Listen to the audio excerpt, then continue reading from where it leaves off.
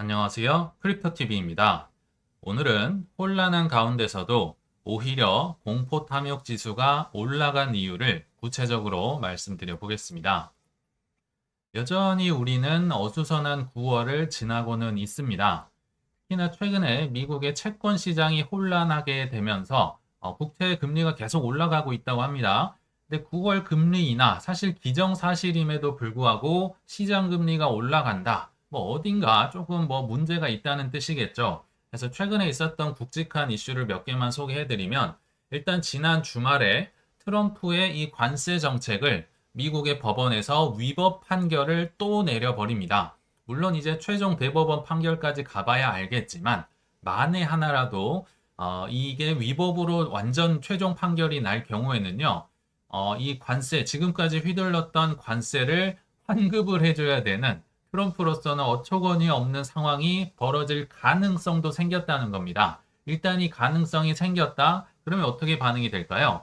아, 이걸 관세로 재정 적자 메운다고 했는데 요거 다시 다 돌려줘야 되네. 그러면 안 그래도 돈 없는데 국채 더 많이 찍어야 되는구나 라고 하면서 30년물 금리를 어제만 7bp 정도 들어 올리면서 지금 5%에 육박할 정도로 미국 국채 시장, 특히 장기물이 다시 인기가 없어지고 시장 금리가 올라가고 있는 상황이 현재 상황입니다. 게다가 뭐 지금 유럽도 난리가 아니죠. 지금 프랑스가 위기를 겪고 있다고 하다가 어저께는 또 영국이 좀 위기를 겪고 있는 것 같은데요. 사실 영국은 미국이 가고 싶어 하는 방향을 먼저 가봤습니다. 아시겠지만 지금 뭐 영국이다, 독일이다, 중국이다, 뭐 금리나 신나게 하고 돈을 뿌리고 있었잖아요. 근데 영국도 미국과 똑같은 논리였어요. 노동시장이 약화되고 있으니까 선제적으로 금리 인하를 해야 돼라고 하면서 최근에만 5번이나 금리 인하를 했었거든요. 근데 반대로 시장 장기금리, 시장금리 30년물짜리는 무려 5.7%까지 올라가면서 지금 기준금리와 시장금리가 엄청난 갭을 보이고 있고 뭐 이거 5%마저 귀여워 보일 정도로 굉장히 올라갔다는 겁니다. 지금 일본의 장기 금리도 30년물이 3% 넘어간 걸로 알고 있거든요. 지금 혼란한 상황이 이어지고 있다. 그럼에도 뭐 미국의 스캇 베센트는 아마도 뭐 여러 계획을 갖고는 있을 거예요. 제가 추정컨대 일단 장기물은 좀 그 발행 계획을 좀 줄일 겁니다. 단기를 더 많이 찍고 있는데 더 많이 찍고 장기는 발행을 좀 더 줄이는 방식으로 아마 취하지 않을까.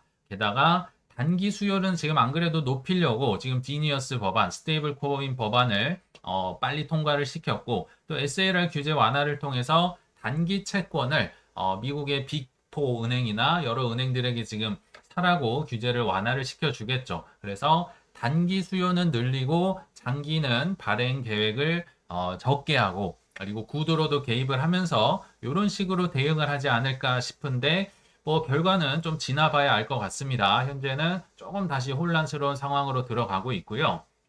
또 어제 굉장히 중요한 지수가 발표가 돼서 잠깐 짚어보면요.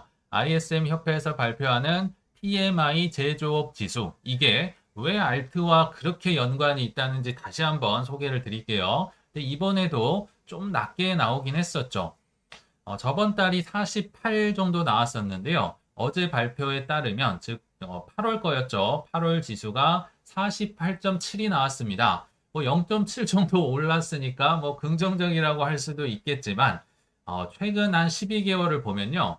그래도 50이 뭐 덥지도 않고 차갑지도 않은 중간 지역인데요. 거의 뭐 물에 잠겨 있습니다. 그러니까 이건 언제든 지금 침체가 나와도 할 말이 없을 정도로 이게 지금 22년 말 이래로 거의 50 언더에서 이렇게 비비고 있던 적 자체가 역사를 통틀어서 거의 없습니다. 특히나 지금 이 회색이요.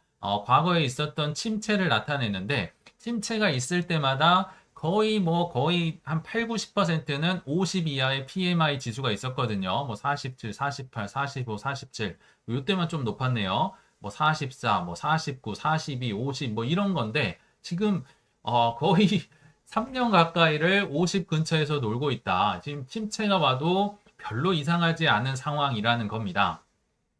그러니까 힘들다는 거겠죠. 특히나 지금 금리는, 어쨌든 계속 기준금리는 동결이 되고 있고, 어려운 판국의 관세 전쟁까지 일으켰으니 물가는 올라가고 전 세계적으로 어려운 상황, 미국도 뭐 쉽지는 않을 겁니다. 근데 그 상황에서 한정된 돈을 가지고 미국에서는 내가 키우고자 하는 곳에만 돈을 집어넣고 있습니다. 대표적인 곳이 AI고요. 또 크립토 중에서도 비트코인만 대장만 몰빵이 들어가죠. 왜냐하면 돈이 없으니까 지금은 한정적으로 키워야 되니까 AI와 비트코인만. 지금 이더리움도 최근엔 몇 달 만에 올라온 거지요. 지금 굉장히 오래 기다렸잖아요. 돈이 없기 때문에 그렇다. 자, 근데 반대로 이 지수가 그럼 올라가면 어떤 일이 벌어지느냐? 진짜 알트 불장이 오긴 하는 거냐? 네, 오긴 옵니다. 제가 증거를 보여드리면요. 최근에 이 PMI 제조업 지수가 50을 넘었던 적이 딱 두 차례 있었습니다. 월로 하면 세 달인데요. 두 차례. 언제 한번 왔느냐? 24년 4월 1일자 발표에, 자, 4월 1일 발표는요. 3월 거가 발표가 되거든요. 24년 3월 기억나십니까? 비트코인이 1억 원을 돌파했다. 달러 기준으로도 전고점을 돌파했다고 하면서 막 AI 뭐 코인 열풍 불었던 그때 50.3을 기록했습니다. 50이 분명 넘었네요. 그러니까 우리가 원하는 만큼은 아니지만 조그마한 알트 불장이 왔었네요. 분명히. 그리고 또 한 번 넘었을 때가 언제냐? 25년 2월 3일입니다. 항상 월 초에 발표가 돼요. 자, 2월이라 함은 1월 달기 발표가 됐죠. 25년 1월 달 무슨 일이 있었습니까? 트럼프가 당선이 되면서 뭐 12월, 24년 12월과 25년 1월에 뭐 불꽃처럼 우리가 원하는 만큼은 아니지만 꽤나 알트코인 즐거웠던 거 기억나시죠? 50.9까지 올라왔었네요. 자, 제가 차트로 한번 보여드리면요. 요게 이제 21년도 4월 달에 피크를 찍을 때 PMI 지수입니다. 65, 64.7까지 올라온 적이 있었죠. 뭐 알트코인이 난리도 아니었던 거 기억나실 거고요. 그 뒤로 쭉 떨어지면서 거의 22년 말부터 뭐 계속 50 밑에서 지금 뭐 잠수하고 있다고 보시면 되는데요. 그나마 볼록 올라왔을 때, 제가 말씀드렸죠. 50 넘었을 때가 딱 두 번 있었다. 24년 4월 1일, 3월분 데이터가 나왔을 때 약간 알트코인이 들떴었고요. 다시 아래로 쳐졌다가 다시 조금 물 위로 올라왔을 때가 25년 2월 3일. 그리고 3월 달에도 50이 조금 넘긴 했습니다. 근데 뭐 비슷하겠죠. 그러니까 25년 1월 달에 50.9가 나왔을 때가 알트코인이 조금 들썩들썩 거렸다. 굉장히 정확하지 않나요? 그래서 결론을 맺어보면 일단은 이 PMI 제조업 지수가 최소한 50이 넘어오면 이제서야 24년 3월 수준 혹은 25년 1월 달에 알트코인이 콩닥콩닥 했던 그 수준 정도는 될 것이다. 근데 요걸 넘어서 이제 뭐 요거까지는 기대하진 않겠지만 요때는 이제 64.7까지 갔거든요. 팬데믹 머니가 풀려가지고. 그러나 60 근처까지 갈 때 요때가 적어도 알트의 뭐 웬만한 불장의 정점 뭐 정확하진 않겠지만 근처이지 않을까 한번 추정을 한번 해봤습니다. 그래서 PMI 지수도 중요하다 말씀을 드렸어요. 근데 뭐 별로 좋게는 안 나왔죠. 자, 근데 그럼에도 비트코인의 공포 탐욕 지수는요. 오히려 살짝쿵 올랐습니다. 좀 탐욕이라고 말하긴 민망하긴 하지만 그래도 중립에 가까운 탐욕 지수가 나왔다는 거죠. 분명히 중립에서 탐욕으로 올라왔습니다. 이게 무슨 일인가 지금 재미가 하나도 없는데 이거 알트코인도요. 사실은 알트 지수도 꽤나 많이 올라왔습니다. 이게 웬 말이냐 나는 뭐 체감을 하지 못하고 있을 텐데 아마도 뭐 절반 이상은 이더리움이 멱살을 끌고 올라오지 않았나 생각은 들지만 아무튼 코인 마켓 캡에서 알트코인 지수가요. 50입니다. 50이면요. 비트코인 시즌과 알트 시즌의 딱 중간이거든요. 우리가 체감과는 좀 다르죠. 지금 계속 올라오고 있어요. 40, 45, 50에서. 그러니까 불과 한 두 달 전만 하더라도요. 이게 계속 20, 뭐 18, 뭐 25, 그러니까 20 근처에서 놀고 있었습니다. 거의 알트 시즌이라고 말하기 민망할 정도여서 뭐 많은 사람들도 아예 얘기조차 꺼내지 않았지만 그게 이제 스멀스멀 올라와서 결국은 50 근처에서 놀고 있다. 이게 지금 무슨 일이 벌어지고 있느냐? 뭐 여러 가지 뉴스가 있어서 좀 소개를 해드리려고 하고요. 그래서 9월에 만약에 뭐 심한 조정이 올지 안 올지 모르겠지만 만약에 온다? 그러면 오히려 차곡차곡 모아갈 굉장히 좋은 기회가 될 수 있다는 걸 오늘 이제 뒤에 뉴스를 통해서 한번 말씀을 드릴게요. 물론 큰 거부터 많이 사셔야 되고요. 조정이 길어진다, 힘들어진다 하면 이제 그 다음에 뭐 중자, 소자 이런 걸로 넘어가야겠죠. 그래서 큰 거 위주로 좀 사셨으면 좋겠다. 왜냐하면 물이 빨리 들어오고요. 많이 들어오고요. 오래 들어오기 때문에 그렇습니다. 그 이유를 소개를 드리겠습니다. 어제 분명히 주식에 비해서는 비트코인이 저는 선방을 했다고 보이거든요. 뭐 비트코인 갖고 계신 분들은 뭐 가격을 보셔서 아시겠지만 무슨 뉴스가 있었느냐? 이게 가장 핵심이었습니다. 여러 개 소개해 드리겠지만 이게 이제 어제 하이라이트였다. SEC와 CFTC에서요. 등록 거래소를 통한 암호화폐 현물 거래 허용 방침. 이게 무슨 얘기지? 지금 SEC에서는 프로젝트 크립토라는 캠페인, 그리고 CFTC에서는요, 크립토 스프린트라는 캠페인을 지금 동시에 벌이고 있습니다. 그래서 지금 합작으로 나온 정책이라고 보시면 되는데요. 뭐 막 이름이 멋지죠, 캠페인이. 근데 이거 원래 다 하고 있는 거 아니야? 등록 거래소, 뭐 코인베이스도 있고, 로빈후드도 있고, 뭐 바이낸스 정도 뭐 허락해주나? 뭐 이런 느낌으로 보시면 안 된다는 거예요. 자, 일단 두 기관이 현물 거래는 물론이고 레버리지 마진 거래 등도 뭐 소비자 보호를 하고 굉장히 지금 정책을 진행을 하고 있는데 어디에서 거래할지 자유롭게 선택하세요 라고 폴 애킨스가 얘기를 했다는 거죠. 자, 여기서 핵심 단어는 등록 거래소인데요. 지금 코인베이스 로빈후드가 아니라 이 등록 거래소는 바로 뉴욕 증권 거래소나 나스닥 같은 증권 거래소를 얘기하고요. 또 하나 추가해서 CFTC에 등록된 선물 거래소 CM이나 CBOE, 롱숏 치는 곳 있잖아요. 요런 데를 의미한다는 겁니다. 요런 데서 ETF를 파는 게 아니라 코인 현물을 지금 팔겠다고 하는, 팔아도 돼, 나는 막지 않겠다라고 하는 굉장히 중요한 뉴스가 나왔다는 거예요. 예를 들어 볼게요. 나스닥에서요. 비트코인 USDC 페어를 판다는 거고요. 이더리움 USDT를 팔 수 있다는 겁니다.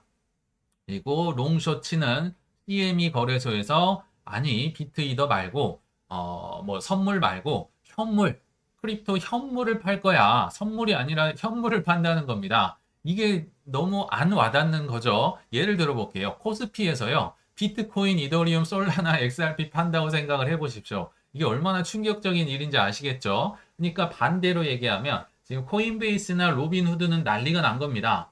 지금 이 증권거래소 나스닥은 전 세계 모든 사람들이 사는 곳인데 여기에 그냥 코인이 ETF가 아니라 생으로 올라온다. 어마무시한 뉴스라는 거예요. 그래서 월가나 뭐 기관이나 대학이나 보험사나 수많은 이 보수적인 곳조차도 비트코인과 이더리움을 사러 나스닥 가지 않을까요? 뉴욕 증권거래소 오지 않을까요? 지금까지는 비트 이더까지만 있었지만 크립토 자체가 넘어오면 사실 ETF도 별로 필요가 없는 겁니다. 그냥 사면 되는 거예요. 그래서 그렇지만 이제 월가나 기관들은 큰 거 위주로 사겠죠. 당연히. 처음부터 XRP 솔라나를 개인처럼 사지는 않을 거예요. 비트 먼저 많이 사고 그다음 이더리움 사고 그다음 XRP 솔라나 순으로 사겠죠. 그래서 이쪽으로 대거 유입될 가능성이 높다 해서 어제 비트코인도 들썩들썩였고요. 또 마이크로 스트래티지 같은 주식도 조금 뭐 즐겁지 않았나, 상대적으로 즐거웠다는 얘기인 거죠. 그래서 오늘 아침에 이런 기사도 있었는데요. 모건 스탠리에서 2분기에 1.9억 달러 상당의 비트코인 ETF를 샀다. 사실 뭐 큰 뉴스는 아니죠. 이런 게 뉴스가 될 만한 건 아닌데, 자, 요거를 다시 한번 해석을 해 보겠습니다. 모건 스탠리가 2분기에 비트코인 ETF를 왜 샀을까? 나스닥이나 증권 거래소에서 크립토를 살 수 없잖아요. 그렇다고 이런 기관들이 뭐 코인베이스에서 사거나 더 나아가 탈중앙화 뭐 하이퍼 리퀴드에서 사거나 이러기에는 조금 그렇죠. 그래서 거래소에 코인이 없으니까 나는 ETF로 샀다. 이 말로 보시면 될 것 같아요. 그러면서 모건 스탠리는 지난 5월 달에 했던 얘기인데요. 비트코인은 이제 미국 준비 자산으로 준비될 만큼, 간주될 만큼 충분한 시가총액을 보유하고 있다라고 하면서 비트코인을 한 움큼 샀다는 겁니다. 이 무슨 얘기입니까? 2분기에 이미 알았다는 겁니다. 이런 친구들이 우리보다 빠를까요? 느릴까요? 훨씬 빠르죠. 미국은 리저브 자산, 전략 비축 자산으로 비트코인 하겠구나라고 생각을 하니까 2분기에 샀다는 겁니다. 근데 ETF로 사는 게 이제 ETF밖에 없으니까 요거를 샀는데 그거를 앞으로는 그냥 비트코인, 이더리움, XRP, 솔라나 자체로 산다. 물론 비트 많이 산 다음에 이제 골드만삭스도 이더리움 모으고 있죠. 이더리움 뭐 이런 순으로 물이 들어올 것이다. 이건 굉장히 큰 뉴스라고 보시면 좋을 것 같아요. 자, 그럼 코인베이스가 가만히 있으면 안 되겠죠. 엊그제 소개드렸지만 호주 연금 시장이 열리면서 그 연금 시장에 코인베이스랑 OKX가 뭐 신규 상품을 만들어서 뭐 진출하고 있다. 그거에 이어서 미국 시장 지키기 위해서 뭘 해야 될까요? 진짜 여기는 물불 안 가리는 전쟁이 벌어졌습니다. 코인베이스 CEO가 기술주에 코인을 동시에 투자할 수 있는 상품을 출시할 예정이라고 합니다. 쉽게 얘기하면 매그니피선트 7 주식에다가 플러스 코인베이스 주식에다가 블랙락의 비트코인 ETF, 블랙락의 이더리움 ETF 요 4개가 탑재된 패키지 상품을 판다는 겁니다. 언제 팔까요? 최초에 이게 선물 상품인데요. 9월 22일 굉장히 급하네요. 날짜가 발표하자마자 거의 뭐 한 3주 이내로 20일 내로 이제 팔려고 하는데 자 보세요.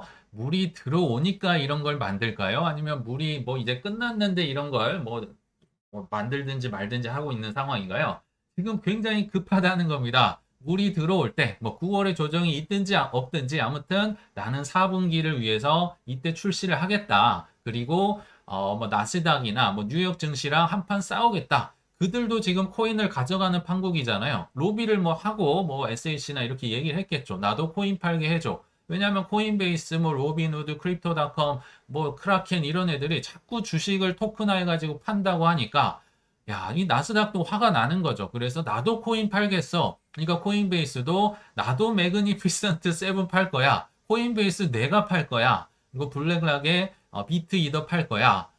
증권거래소에 지금 손님을 뺏기지 않을 거라는 굳은 의지가 보이지 않으십니까? 지금 뭐 시즌이 끝났네 이 얘기 정말 말도 안 되는 얘기고요. 물이 들어오고 있을 때 한몫 챙기려는 코인베이스의 이 투지와 이 의지를 보셔야 됩니다. 9월 22일 빨리나 이거 하고 싶다는 거죠. 그래서 빅테크에 이어서 비트 이더 패키지로 쉽게 얘기하면 기관 손님들을 지금 잡기 위해서 모든 아이디어를 모든 시간을 맞춰서 총 출동하고 있다 생각을 하시면 됩니다. 빅테크 굉장히 인기가 많잖아요. 그리고 비트 이더까지는 일단 런칭을 해도 바로 팔릴 만한 굉장히 기관들이 선호할 만한 자산이다. 이 경쟁 구도를 지금 보셔야 됩니다. 포모가 와도 좋은 상황이다. 마지막으로 한 뉴스 짧은 거 하나만 더 소개해드리면요. 짤막한 뉴스 하나에도 굉장히 중요한 정보가 담겨 있는데요. 굉장히 짧죠. 블리시라는 거래소, 예전에 피터 트리 초기 투자해놨던 기관 전용 거래소긴 한데요. 또 느닷없이 오늘 새벽에 그레이스케일의 ETF 뭐 신임 대표를 영입을 했다고 합니다. 뭐 대표로 선임을 한 거니까 돈 좀 많이 줬겠죠. 이렇게 재미없는 시국에 왜 굳이 이 사람을 영입을 했을까 생각을 해보시죠. 일단 블리시라는 거래소는요. 최근에 코인데스크의 인덱스 부분을 인수를 했습니다. 물론 코인데스크가 언론사긴 한데요. 인덱스 부분을 따로 떼서 사왔다는 겁니다. 이 인덱스가 이제 코인데스크도 있고요. 물론 코인베이스 인덱스도 있고 해시덱스도 있고 뭐 여러 곳에서 이제 인덱스를 팔긴 하는데요. 이 코인데스크의 인덱스가 좀 벤치마크를 당하는 뭐 대표적인 곳 중에 하나입니다. 무려 400억 불이 자산이 현재 이 인덱스를 따라서 투자가 되고 있다고 보시면 되거든요. 자, 이거를 인수를 한 데다가 이제 그레이스케일에서 비트와 이더리움을 ETF를 성공적으로 런칭을 했던 이때 당시 총괄을 했던 분을 영입을 했다는 겁니다. 왜냐하면 성공적으로 런칭을 해봤으니까 그러면 그 다음은 뭐 때문에 준비를 했을까요? 비트 이더 팔고 끝날까요? 그럴 리는 없습니다. 자, 먼저는 인덱스 부분의 ETF를 먼저 준비를 하면서 기관 시장을 장악하려고 할 겁니다. 인덱스는 뭡니까?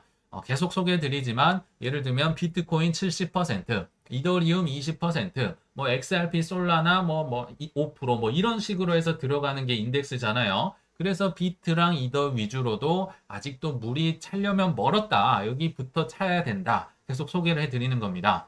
자, 그럼 인덱스 시장 먼저 장악하면 그 다음 뭐 장악할까요?